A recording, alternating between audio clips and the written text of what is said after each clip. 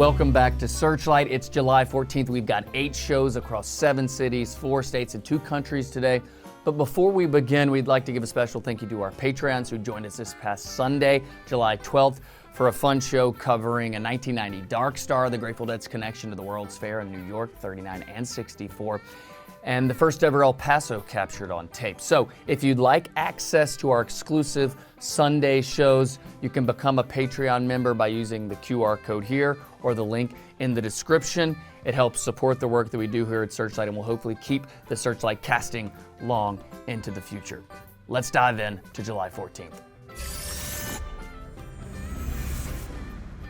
We'll start in 1970, San Rafael, for a 2-night run at the Euphoria Ballroom, an interesting venue that shared a lot with a seedy motel that was located just across the street from what would eventually be the Grateful Dead's rehearsal space, Club Front. Club Front was, of course, where the Dead recorded Shakedown Street, a song that was inspired by the neighborhood there in San Rafael. Now, the Euphoria Ballroom would close at the end of July 1970, and reopen in September of 1970 under a new name, Pepperland. Pepperland was a Beatles-themed venue that hosted acts like Hot Tuna, Captain Beefheart, Frank Zappa, and even Pink Floyd for 2 nights in 1970, in October of 1970. Pepperland also housed these glyph horns, an early project of John Meyer's, the father of the modern PA system, some might say, and someone that we actually had the pleasure to sit down and interview at the Meyer Sound headquarters in Berkeley, California a few months ago for our Wall of Sound documentary that'll come out later this year.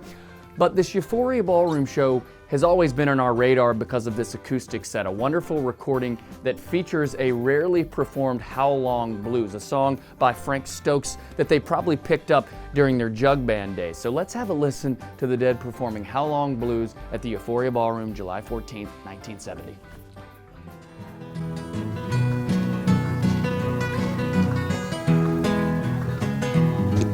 Now listen to me, mama, I can't sleep no more. I'll run here, baby. How long, ain't had no loving. How long?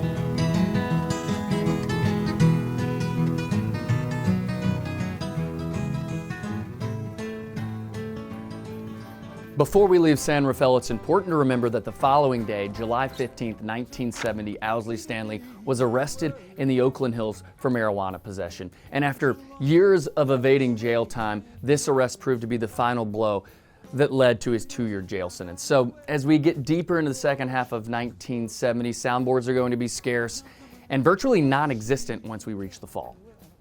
We'll come back to these Bay Area shows a little bit later, but right now let's go to 1990. Let's go to New England for what wasn't the Dead's first show in Foxborough, but their first show in the recently renamed Foxboro Stadium. I'm sure we don't have to remind Patriots fans, but ownership of the stadium changed hands in 1988, a change that was ultimately brought on by Chuck Sullivan, Patriots founder Billy Sullivan's unsuccessful promotion of the Jackson family's 1984 Victory Tour, a financial disaster that's chronicled quite well in David Harris's 1986 publication. And yes, that is the same draft-dodging David Harris that was married to Joan Baez.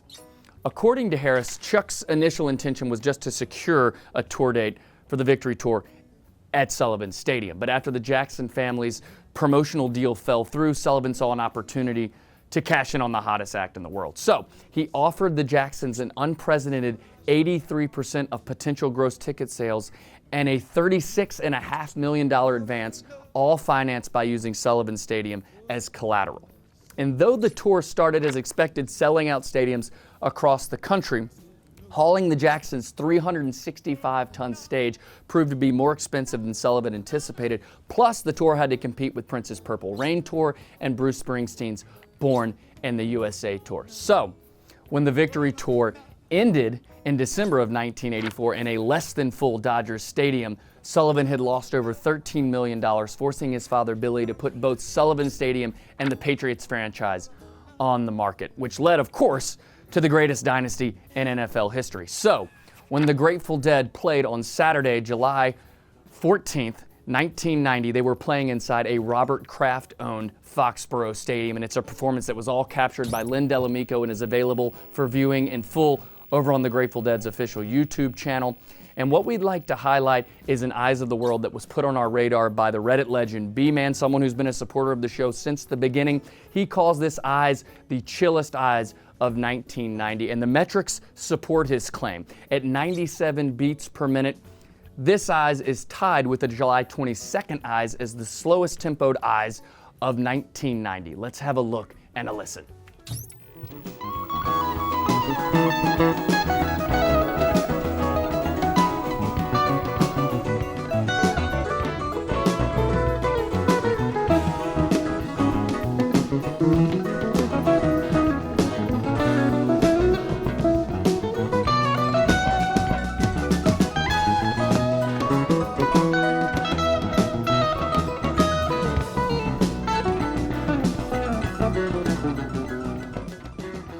Okay, let's work our way back to California with a quick stop here in Denver, just off Colfax McNichols Arena, 1981, the last show from this tour, and unfortunately no circulating soundboard from this one, and it's too bad because we've got a doozy of a first set here that features the only bird song into Lost Sailor. Now, Mind Wandering does point out in their review that there is a bit of a pause in between these two numbers.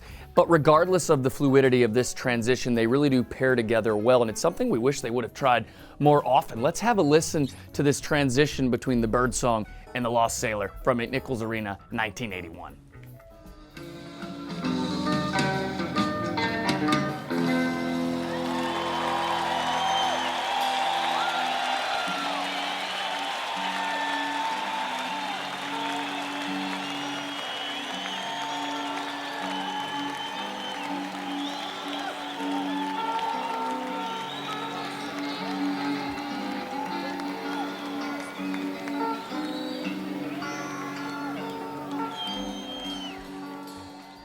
Let's go to the Greek, 1984, a show that's sandwiched in between the Return of Dark Star on the 13th and a big show on the 15th that's recently been released on the Play Dead app.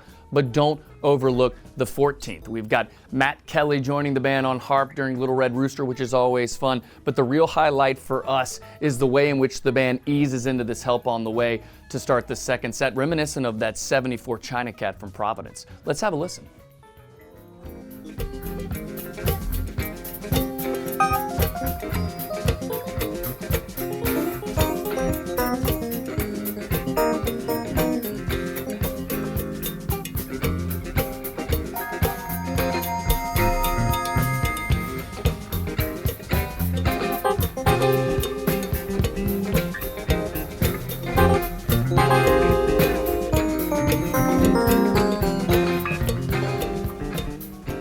Some viewers may remember there was an influx of people in the Bay Area this weekend in 1984 preparing for the Democratic National Convention, one that's probably more remembered for a speech given by Jesse Jackson than the nomination of Walter Mondale. Let's cross over the Bay Bridge. Let's pick back up on that six-night run at the Orpheum, 1976. Unfortunately, this tape, along with the others that haven't been released from this run, is pretty crude. But if you can get past the poor sound quality, this is another classic, loose 1976 show. Let's play a little bit of this They Love Each Other, one of the many songs that was restructured coming out of the hiatus. Lord, you can see that's true. Lord, you can see that's true.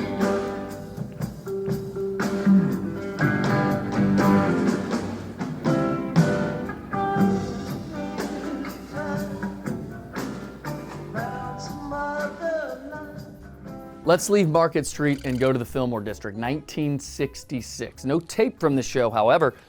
A poster courtesy of GD Sets reveals that this one was promoted by the Calliope Company, an artist collective that was intertwined with the Merry Pranksters. You may remember they're mentioned in Electric Kool-Aid Acid Test. And at this time in 1966, they actually occupied the William Westerfeld House, a San Francisco landmark located on the corner of Fulton and Scott there across from the Alamo Square Park.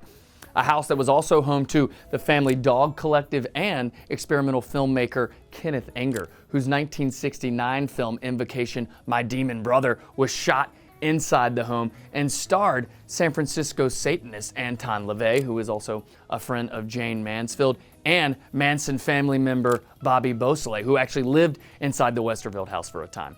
The film also features a soundtrack by Mick Jagger. Now, don't get your hopes up like we did. It really sounds kind of like a poor attempt to emulate Steve Reich, but we've put a link in the description to the film so you can watch and judge for yourself. Before we leave San Francisco, let's go down to the Marina Green 1968, a jazz action benefit show.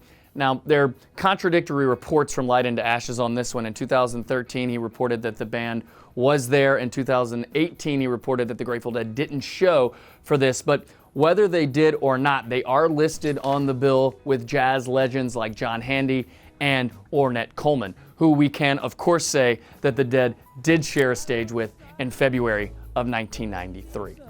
Okay, let's leave the Bay. Let's go south to Ventura, 1985, a venue right there beside the Pacific Ocean, one that must have been challenging for Healy and the sound crew. You can see evidence of the wind coming off the Pacific here in this bootleg tape courtesy of Voodoo Nola, but no evidence of the wind on the tape. We really like this truckin' Smokestack Lightning Black Peter sequence. Let's have a listen to the Smokestack Lightning.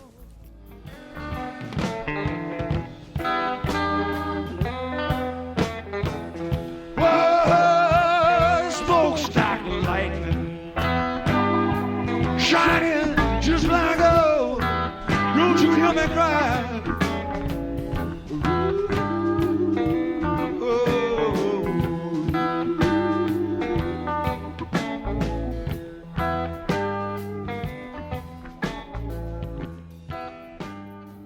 We'll end July 14th in the middle of the Dead's little 3-show jaunt there in Vancouver, 1967, night 1 of 2 at Dante's Inferno, a venue that the Doors would play just a week later. No tape from this show, so that's going to do it for July 14th.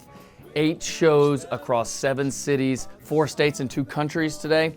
Thank you to the viewers and especially our Patreons for supporting us here at Searchlight. If you have the means and would like to support the work that we do, you can become a Patreon member using the link in the description or scanning the QR code here. We will see everyone on Friday, July 17th, Patreon member Janet Hogg's birthday.